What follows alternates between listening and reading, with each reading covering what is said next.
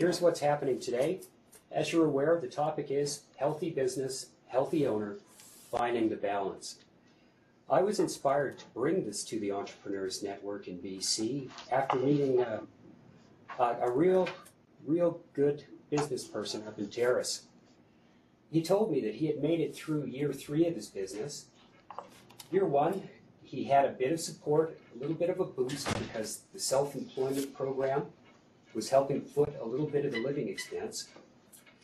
He's made it through past year 3 into year 4, and he looks pretty darn healthy to me. So it inspired me, well, you know, how are you finding the balance? Because as everyone knows, running a small business as a sole proprietor, you know, you're usually the business owner, the business operator. The demands on your time for a full-time business could be 70 hours, could be 80 hours a day. Excuse me, a week. So if you're also managing a disability, it's quite the challenge. So I brought together a group of people here that happen to have moved into that balance quite beautifully in my mind. So what they're going to do for the Entrepreneurs Network today is they're going to share a little bit about a healthy business, a healthy owner, and how to find the balance. EDP, excellence, determination, passion. If you've got the excellence and the determination and the passion, the EDP program is made to see if we can assist you. I'm going to introduce our first speaker now, but got a little map here I want to show you first. Here's BC. The red dots, if you can see them, or just the black names, those are the 34 Community Futures offices in BC. With that, our first speaker, Mr. Art Jonker. Art was injured in a motorcycle accident, and he ended up in rehab. In rehab, Art, you know, he got into art. He's got a little business going now. It's called artsgallery.biz. I encourage you to go to it. With that, I'm going to turn it over to Art, and he's going to talk a little bit about healthy owner, healthy business, keeping the balance, his story. Gary asked me to tell you all a little bit about what the time commitment was in my previous business, and then how I've adapted and how I get along in the current situation, which is immensely different than what I used to. The life I used to lead, for sure. But here's a little background. My day used to begin at about 8 a.m. I would basically eat and get a little sleep, and I'd work until 2 or 3 in the morning every day. And I did that to get this other business going for a period of about 1 year. And there's a couple of funny things to mention is that I literally had a sleeping bag underneath my desk. I would work in the loft of my business partner's property. Everybody else in the house would be completely asleep, and I'd be working until I couldn't keep my eyes open anymore. They used to call me the ghost of Gabriola because they knew I was there, but they never seen me. Anyway, it was a high production, high stress kind of environment. My business partner quoted me as working like a driven madman. Anyway, that's what it took to keep this business going, and that was software, and I coordinated the developers, I coordinated the product packaging, the implementation, which could take place in many places in North America and other facilities around the world. That might make my business sound bigger than it was, but we had 2,000 plus accounts in Canada, United States, and Australia, Singapore, and a couple of other countries. We did well, but it was really growing at the time of my accident. Within those 2 years, I brought it from 0 to a couple million in sales.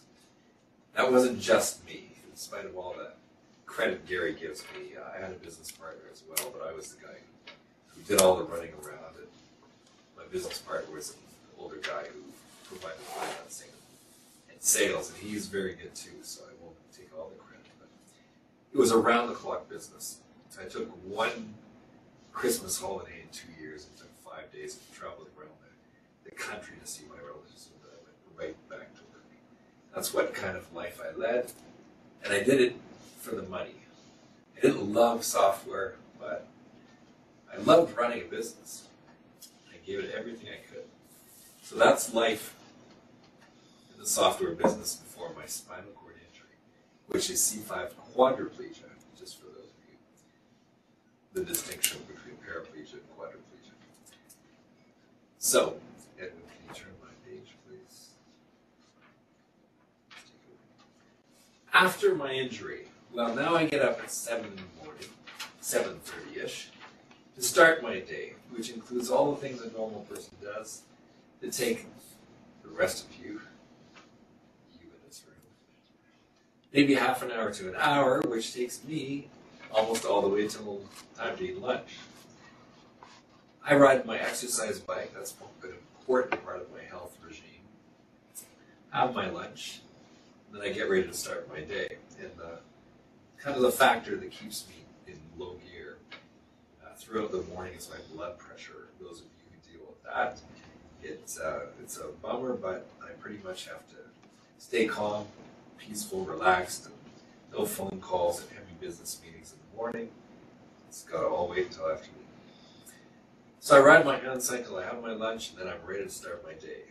And I warm up with opening mail, doing some email, whatever's necessary, and I get ready to do the thing that I want to do, which is the painting and the writing and things that are my core business. So by the time I've done those things, it might be 2 or 3 in the afternoon. So at about the time when most people are finishing their business day, I'm about to start.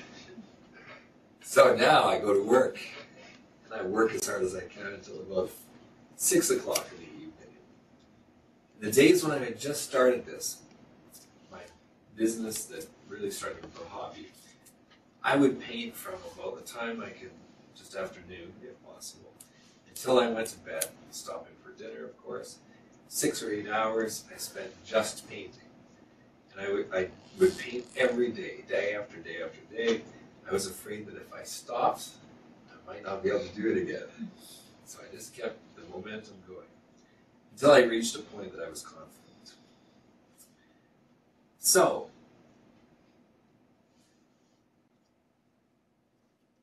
now I put in the effort and I do what's basically a hobby that I love, but it's turned into a business. And thankfully, because I enjoy what I do. My day isn't smaller as far as the business is concerned. It's just more focused. Everything that I might have done in 8 or 10 hours before, I squeeze into 2 or 3 or 4. I do almost everything I did in my previous business. In fact, more. I design my own product, I build my own product, I mass produce it, I promote it, I sell it, and I ship it out. In my previous business, I didn't design. I was a software designer. But I'm now designing my greeting cards, prints, even books that I'm on my way to publishing.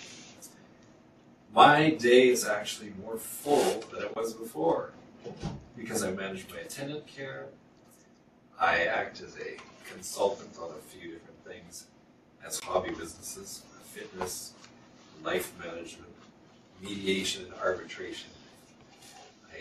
I help other people with their businesses as well. I can't help it. It's fun. I enjoy it. I assist my able-bodied friends with all their personal problems. Oh, excuse me. Fact. You can laugh. It's that funny. If you look at my world, it's almost like I'm the able-bodied person, and all the rest of these people are disabled. I got a circle of people around me. On top of that, as Gary says, I have an active social life. It keeps me in balance to keep these friends and people around. It's my job and my privilege to inspire. I know I do it just by carrying on my life and my business and helping all these people around. Next picture, please. So, just hold a little flat in there. So the big question is, how do I do it all? Well, I never try to do everything in one day. Previously, I had a to-do list, and I followed that old saying, if you can't, anything you can do tomorrow that you can do today, you do today. And in this world, it's when in doubt, take a break. I'm still motivated, I'm still driven, but I have to watch out for my skin health, my circulation. I'm always not afraid, but I have to be aware. If I get a cold, it can shut me down and put me in the hospital. One little thing missing in my health equation, and I'm taking a break, an involuntary holiday. So it's all about my health. My long-term goals are the same. Sell lots, make millions. Usual entrepreneurial goal. The medium term, I just keep the business going and enjoy it. I develop the material, a constant stream of things. That's a lot of fun. My short term is a daily basis goal. Do the work, but make sure you always have a little fun every day. So, to all those people that are considering business, in spite of a disability of one sort or another, my recommendation is find a business you enjoy so you can do and enjoy a little success every day. Even if you're not making a lot of money, you're doing something you love. The social aspect, again, keeps my life in balance. The shows I do to promote my work are like almost like parties. You can see my picture of myself and a few friends there. That's the way my business is conducted. It's a friendly kind of encounter versus a hardcore sales, a crocodile feast. I'm always building new, I'm always doing exciting things. I'm always helping somebody else on their project. My business equals having fun. My days aren't perfect, but I surround myself with positive, happy people. Anybody that's gloomy and melancholy and moaning and groaning, they're out the door. My health is a priority, and that includes my mental health as well. So, in conclusion, my recommendations are work hard, but make sure you enjoy what you're doing. Even if you enjoy what you're doing, watch out, because it's going to turn into work when you're running a business. So, make sure you have time, sometime every day, for some silly, meaningless, ridiculous fun. Thank you, Art. Greatly appreciated.